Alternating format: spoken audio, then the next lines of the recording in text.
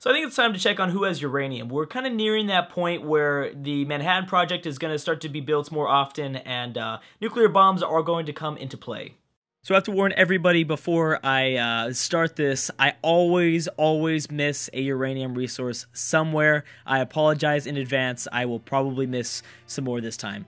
So it looks like the Japanese have quite a bit of uranium. Have they acquired this one from the north? No, not yet, but they will. So they've got a lot of uranium, which is good. They'll be able to kind of keep themselves safe if they want to kind of continue this isolation policy.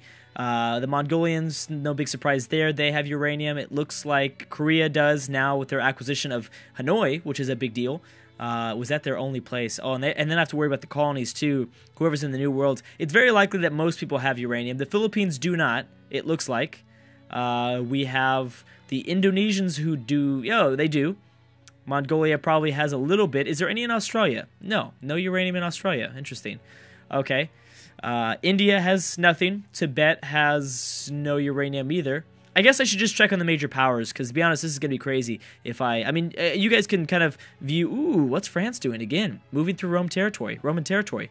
Yeah, I guess I will kind of move over the map so you guys can see. It doesn't look like France has anything. And neither does England. No, not yet, but they will acquire Ireland. Man, England, you are just so disappointing every time. I don't get it, man. I know you had your game last time. I know the naval campaign was your game, best naval civs. Oh my gosh, but whenever we do like a TSL, it's always just majorly disappointing. Sweden has a little bit. I'm sure Rome does. Rome is one of the major powers. Oh, and Corsica. Or is this Sardinia? No, I would say this is Sardinia. This is maybe Corsica, something like that. I don't know. Who knows? This map's all crazy. Oh yeah, over the break, the Congo did acquire the Shanghai capital, so we are down by another civ. I don't even know how many civs are left. What is it, like 30? Let's just check on that really quick. Who's left in this campaign? We have 27. Oh my gosh. Last time I checked and I took note, there was like 33. Now it's like 27. That is crazy. That's how you know it's been a fun campaign. We have the Ethiopians with a little bit of uranium, none from the Boer. The Boer could really utilize this. Remember, the bigger the Ethiopians get, the less likely they'll be able to, or the less, likely, I guess, they'll be able to use their unique ability. Let's check if Russia does. Now, of course, if they have just one resource, I think they get double the uranium. But, wait a second, I don't want to say anything, but it looks like they don't. It looks like they don't have any uranium, just throwing that out there. Maybe I'm not seeing something correctly. Poland does. We already know Mongolia does and Korea does. All right. Anyways, let's go ahead and start to hit next turn. Trying to get to at least turn 400 by the end of this video. That way we can look at the info-addicts. I mean, it doesn't matter. We can look at the info-addicts whether we, whether we're at 400 or not. But I'd like to look at the info-addicts in the next video. We'll see. So far, the world's somewhat peaceful. We are seeing a lot of reinforcements coming to the New World for those nations that have colonies in the New Worlds. Indonesia doing something in Central America, moving through some territory. Actually, a lot of nations are starting to do that. A lot of nations starting to bring over and send over units. I don't know if it's like for a sneak attack or what exactly, but they're doing stuff, that's for sure. We have the Philippines sending over submarines to attack Hanoi. Still really have to figure out exactly what mod is causing this. I'm pretty sure this is only a modded issue. I don't believe, I believe in vanilla Civ 5, the AI realizes that submarines cannot melee attack. I want to say it's the smart AI mod. I've definitely been considering playing the next campaign without the smart AI mod, and just with the aggressive expansive AI mod. I think people give the smart AI mod a little bit more credit than it deserves. At the same time, using both the aggressive and expansive AI mod with the smarter AI mod as well. I don't know why I said it so weird. I think they might be somewhat negating each other, or at least negating the smarter AI thing, because they're doing some things that they're not supposed to. If you look at the description, they're not supposed to spam these archaeologists. And I guess it's only France that's done it. But I don't know if I trust the smart AI, and I think the smarter AI mod. I think the next video will be without it, just to kind of explore. I've never really noticed a problem with the aggressive expansive. I don't think that messes with. I think that just ups the likelihood of war. I don't know. Anyways, Rome has to retreat because Congo acquired the Shanghai capital, which again, like we've discussed, they seriously needed that. They really, really needed that. So I guess that's pretty good for them. Ooh, France actually moving down south, which is strange.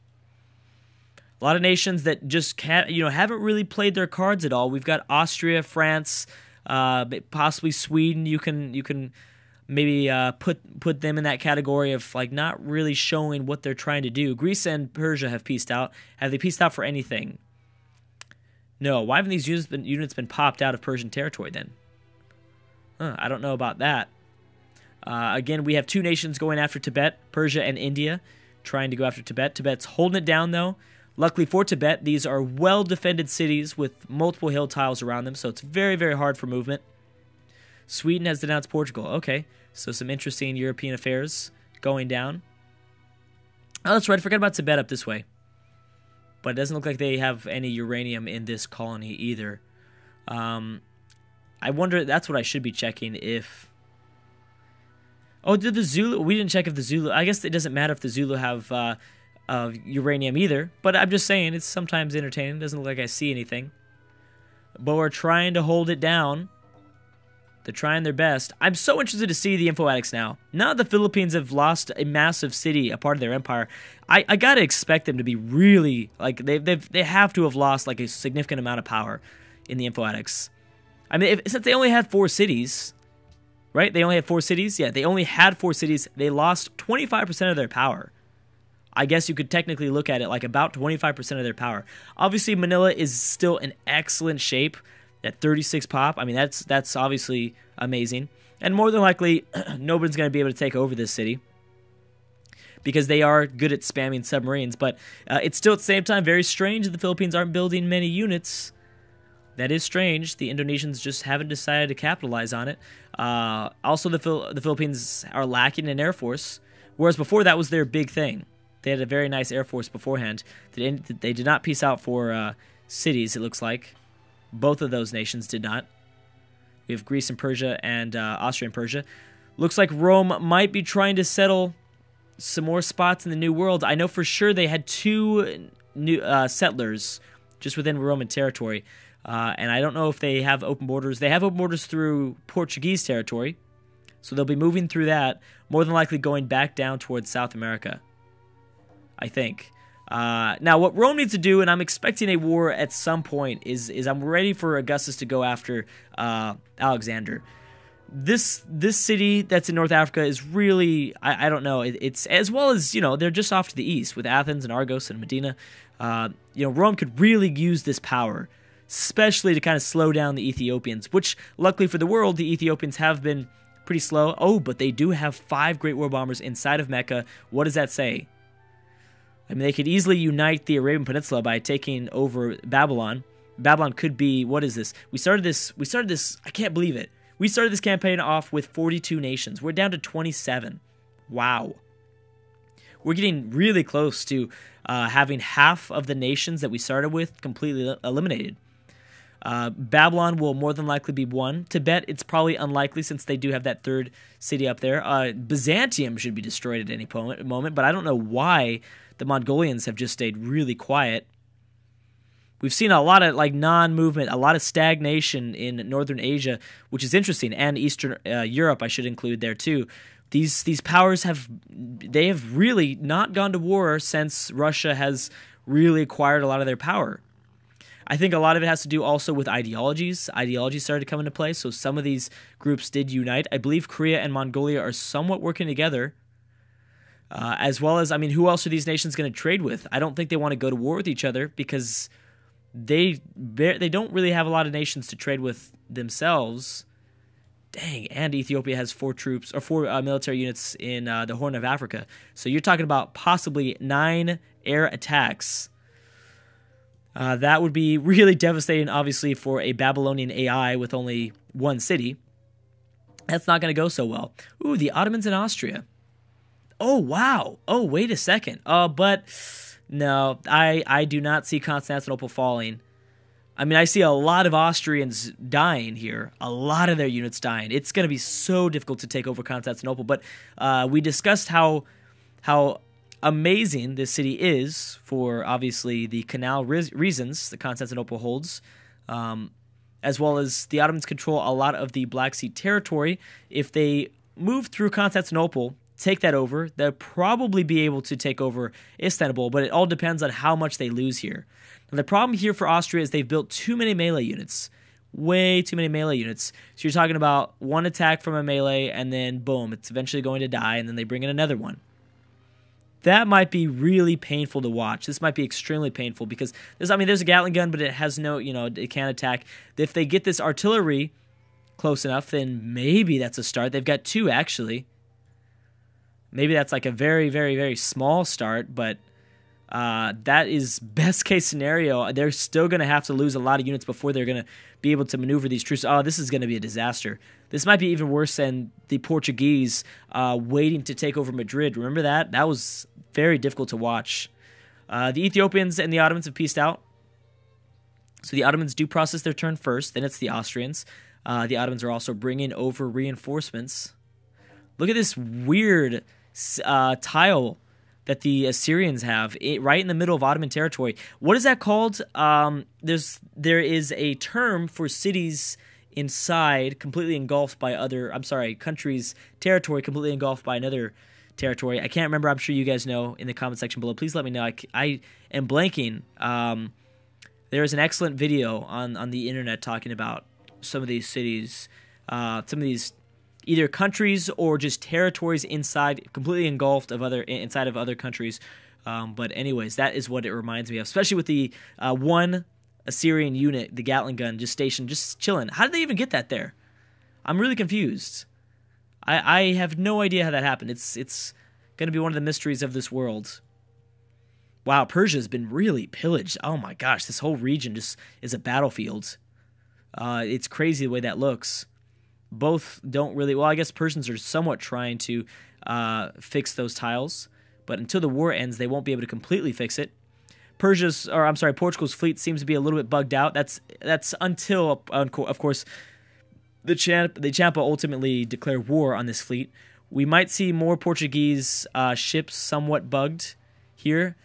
It seems to be a civ thing sometimes. Nobody settled New Zealand yet. That's sad.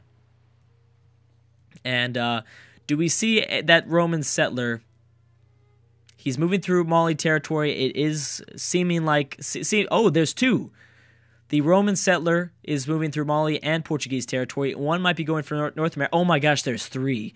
Holy crap. Okay, so if Rome just stays at peace with everybody, they will certainly land those units. Did India peace out for a city that Tibet controls? No, it doesn't look like it. Nope, they did not. All right, well, Tibet has survived one more war. They've got to still survive the Persians, though. What else do we see? Do we see anything else? Nothing really. I cannot believe we're about to see 3 Roman cities pop up. So I've been trying to figure out if I want to count colonies as a factor, a point factor, I guess, in the way we decide the winner. And I do, because it only seems natural. I had all of Australia, all of South and North America completely opened to being colonized. I feel like we should give some points to those civs that decided to colonize. I mean, I don't know.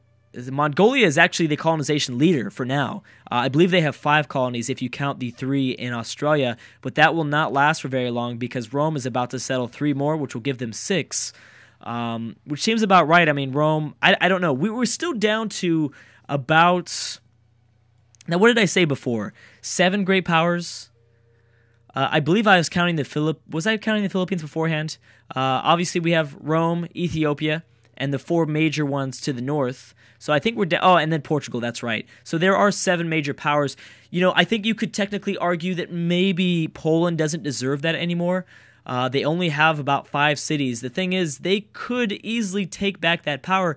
Their ironclads would do a lot of damage to the Swedish Navy, who's somewhat behind in technology, as well as if Sweden does not get open borders through Rome, Stockholm would be completely undefended, at least by the fleet that's stationed off of the coast of Copenhagen. So Poland could easily acquire both of these northern cities, but I don't think Poland likes Rome, or vice versa. I don't think Sweden likes Rome either. What do we have? Russians launching, a surprise attack. We'll see if that actually happens. I'd love to see, Russia and Darius. Is that what we're going to see? But that's going to be tough. That won't happen unless, of course, the Russians get open borders. But that is what Russia would need to do. Attacking the Persian capital would be a really, really good move for Catherine. We have Byzantium and Persia. Interesting war there. France still moving down south. Wondering if anyone's thinking about destroying the Zulu with Madagascar. It's not a bad city at all, 17 population. And they started that city like halfway through the game.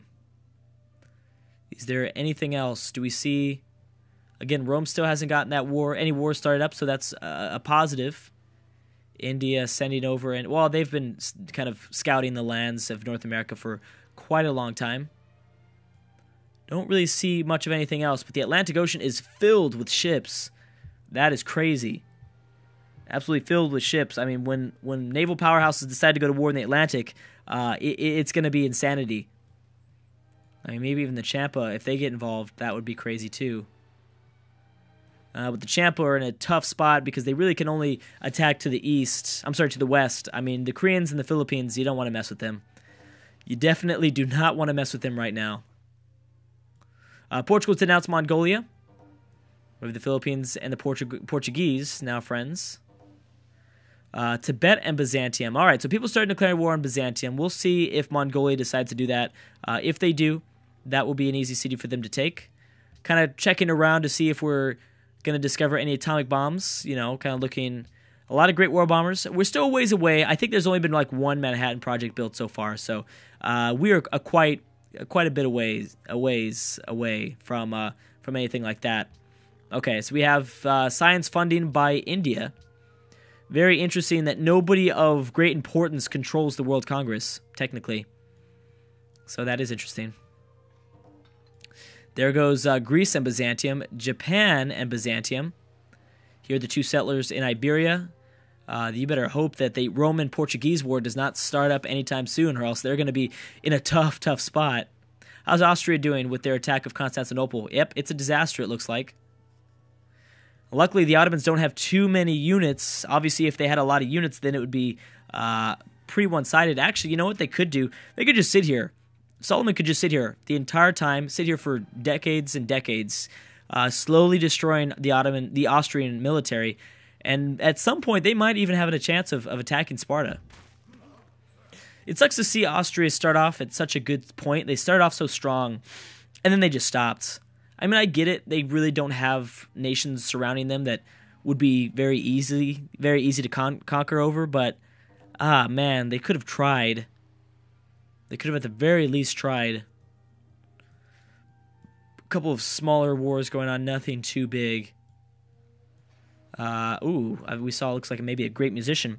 Anyways, guys, I'm going to have to stop right there. Thank you so much for watching, and I will see you guys next time.